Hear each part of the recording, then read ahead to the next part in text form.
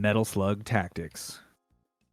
Getting into it, you may or may not want to be familiar with Metal Slug already. Like Vector was saying earlier, we kind of grew up in the golden age of platformers, and this is more on the action side. But we're going from a platforming series to a turn-based, what I will call a tile strategy game, where you're taking turns, moving things around on a grid, making actions. It's not the run and gun type scenario that we're used to seeing on our familiar Neogeo cabinets, which still thankfully litter the world today. True. But for me, this was a mixed bag, and may or may not be because of my familiarity with the previous games. If you don't have that point of reference and you walk into it all fresh, you might not have some of the same critiques that I do about it, but there is a lot of things that Metal Slug Tactics gets really, really great and on point, on the nose. So when you're taking turns, making your little chess-like decisions on the tile, one of the cool things that it nails is this like momentum and dodge mechanic. Ooh. So the more your characters move, they actually gain more defense against damage. You get 3 characters. You unlock more, like 9 or 10 of them as you beat the game. And a couple, like 2 attack options, one with limited ammo, one with unlimited. Lots of different loadouts and sort of items. But when you move, you generate dodge, which is used in defense, so the enemies don't take any of your 10 HP that you usually start with away from you. So you can block sort of attacks based on how much you move. That feels cool. That is like, it really syncs up with the run and gun of the original platformers. Another thing is sync attacks. So if the range of your other characters' attacks line up, if they're sort of perpendicular to each other, or if they share the same sort of attack space, then you can chain together a bunch of attacks on a single enemy, which is really useful on bosses and stuff. So those 2 things line up really cool. You might see in the B-rolls, like some of the map, the menus, and the choosing of things. There's like some rogue-like elements at play. So like I was saying earlier, the game auto-saves fairly frequently, actually. So almost like on a per-turn basis.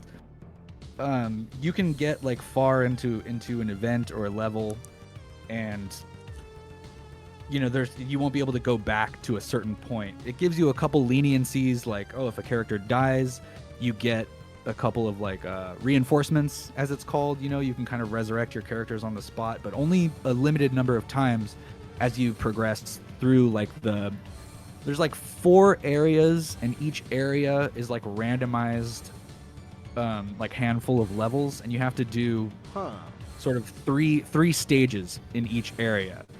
So that's where some of the rogue-lite aspects come into play, because every time you open the game, it's going to be different scenarios, different sort of like objectives. One, you have to like escort, Rumi, the trader girl who's always hauling around the backpack full of items. Sometimes you have to save the classic like POW characters, and there's always secondary objectives that if you do it without getting KOs, or you don't take a certain amount of damage, then you can unlock bonuses and upgrades that'll help you throughout your playthrough. All right. So I beat it once. I unlocked 2 more characters. Yeah, so the roguelite elements definitely keep the maps and the units fresh. So the game, like, it retains most of its Metal Slug charm. Like, this game was on my wish list. I was glad to see it come back and sort of take a deep dive into like a whole other genre. But there's some stuff that's like, okay, this should feel familiar, but it doesn't. And that is mainly in some of the like art direction, I want to say. A lot of the, mostly the interface, like the menus and stuff, kind of gives off this like mobile game atmosphere. Like, oh, I could just be playing this on a touch screen, you know, I can speed up the movements like it's an idle game or something. Literally speeding up the movement. Yeah, I don't think I did that in any of the B-roll, but I did during my gameplay. Like, okay, hurry up, let's get this on the road. But there's a couple of like unpolished visuals as well, or at least that I noticed in like my review copy. That kind of stuff might get like patched out later. Like something blows up and it looks like just like a solid color underneath it, or like the sprite moves across a gap and then just like falls suddenly and comes back, like disappears off the screen and shows up again in the next tile. So like a couple of little like polished things, but mostly like something in the atmosphere feels like it's missing the soul of its predecessors. Like the original Metal Slugs, we're going over this a bit before the show tonight, but the original Metal Slugs had this kind of like dark, gritty, almost industrial art style, and like this one, like, yeah, it is pixel art, but in a lot of the technical details, like the outlines, like the shading, the color palette, like in the really artsy nitty gritty, you can tell like, like I wish this would have lined up more. Like it's almost wearing the skin of Metal Slug, but it's a tough job to get close to like an original reference, or like, oh, we did something in the 90s, like let's do it again, you know, 20 years later, like some kind of reboot or something. Kind of can hit or miss on you, you know? Yeah, it definitely it 100% has a different a lighter aesthetic. When you look at the character portraits, even in the not right now, you don't see them, but when you see the UI with Fio and Eri and Tarma and stuff like that, you know, when you harken back to the original Metal Slug and you look at the character select screen, all those characters look really like exaggerated, dark. Yeah, almost like Picasso with their features, you know. Yeah, this is just kind of like, okay, anime. Shonen Jump. Like if it's not pixel art, it's you know, it's Invincible Fight Girl, it's Adventure Time or something. Yeah, absolutely. It's not bad or wrong, but just doesn't feel Metal Slug, you know? Your mileage may vary. And it's like you said, if you didn't know, or if this is your first Metal Slug, you might even get into it. But it definitely, as someone else who has played some Metal Slug before, I definitely being the retro guys that we are. Yeah, being a retro guy, you know, being the old head. Yeah, old heads that we are. I definitely can see where you're coming from, because especially with some of the locales, like, you know, you're seeing like military bases with like the desert enemies, like the desert biome enemies, and that honestly just never happened in the original Metal Slugs, really. Like, yeah, they definitely weren't as bright and shiny. Yeah, and, like, oh boy, I'm starting to play some Metal Slug music. This is from Metal Slug X. But that for me was another miss. Like, the music isn't bad. It sounds like Metal Slug, especially when there's like a military snare roll happening. So there's only like a handful of like references to the original music. I think they could have used a lot of themes from the original songs and like iconic stuff. So like the instrumentation kind of like wants to get close, but it's a tough job, you know, emulating those Neogeo sort of chip sounds that I got going for you in the background right now. But man, if they would have taken a couple of those themes and like implemented it again in a new way, you know, say Super Mario RPG remake style, you know, I see. That would have been such a big hit. And I feel like they probably had the license and wherewithal to be able to do that. Like For me, it's the desert stage with the first one. They're just like, just that. If that would have been in there, like I would have shit bricks. You know? Yeah, no, 100%. There's a couple songs that I'm just like, man, like they really missed out. So the music isn't bad. Again, not bad or wrong, just kind of art direction that for somebody who played a lot of the first games just didn't quite hit with me. It got close, still a lot of fun, doesn't get in the way of having fun in the gameplay. But you know what kind of did get in the way for me was the skills and the items and the way some of the loadouts work. To me, you know, it's hard to synergize because that's one of the roguelike things that doesn't work in its favor is like you're very rare and like not always likely to get abilities and mods and like upgrades that kind of sync up together. Like if the special attack doesn't do more damage than my regular attack, like why would I opt to use it? You know, what you really want to do, and what's really fun actually, is to like certain abilities and passive special actions and passives. That's what you have to work with. Like items you have to activate and passive stuff that just kind of happens all the time. You can get more damage from like your synchronizations and stuff. You can generate more adrenaline, which you also gain by like moving around, so you can use more special actions. But it's so hard, and like it's just really randomized the way you know can get them to sync up. Like on my first run, I got an ability that was for knives. Like I rolled it and I was like, oh, this could be cool if I could use it, but I couldn't use it because my loadout didn't have a knife. You have to beat the game to get that loadout to give that character a knife. Kind of thing.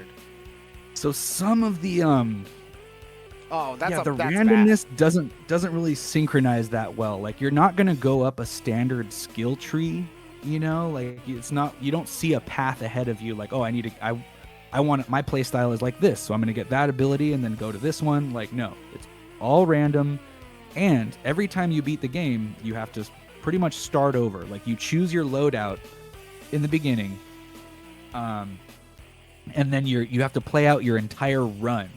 So 4 areas, 3 stages, and a boss each. Like you kind of have to get your loadout right when you leave, you know, the cargo bay. And that'll determine your survivability.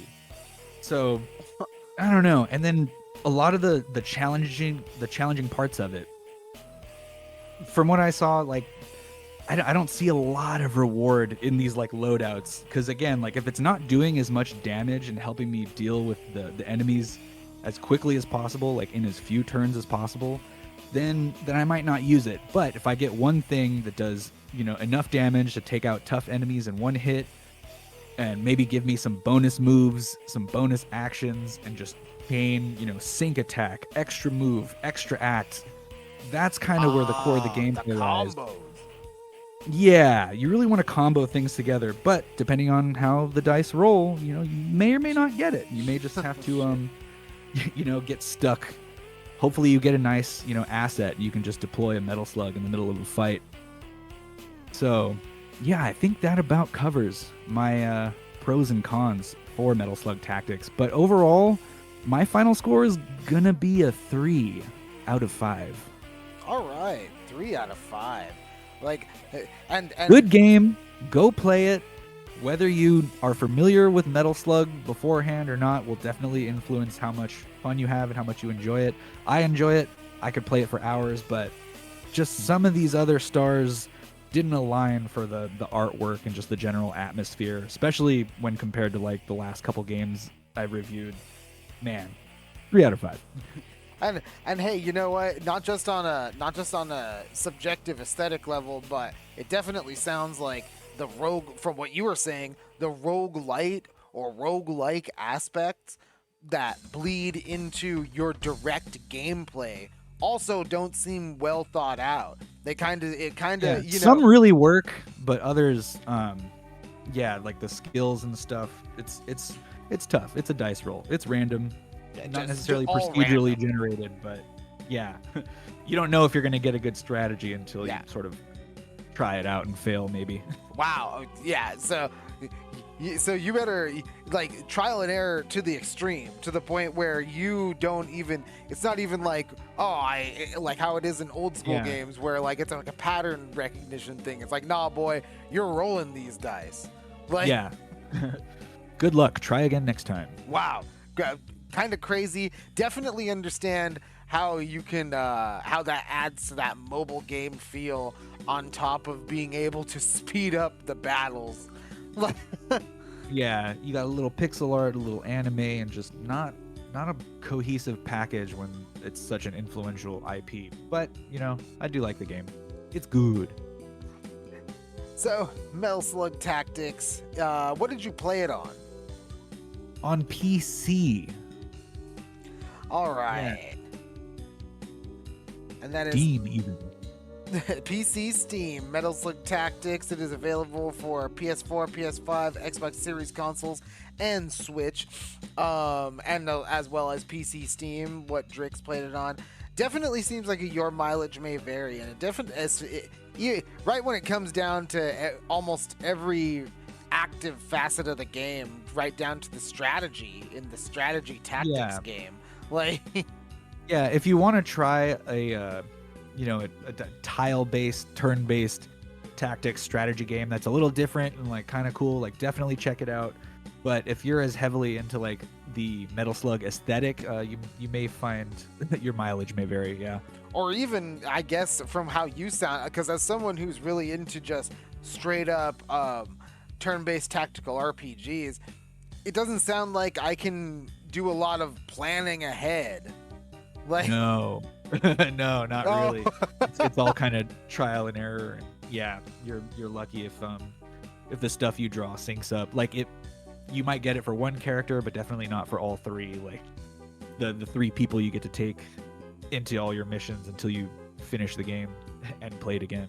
Oh wow. Challenge wasn't that. I don't think I was rewarded as much for the challenge that it presented, especially with the auto save. Yeah. Iron Man light. Oh, I didn't even. Wow. Yeah. So yeah, Metal Slug Tactics, 3 out of 5 from Drix, CFM. We will thank you very much for checking this one out. And your mileage may vary, but if you're into a different kind of turn-based tactical RPG that I guess from what you say sounds pretty fast, then check out Metal Slug Tactics.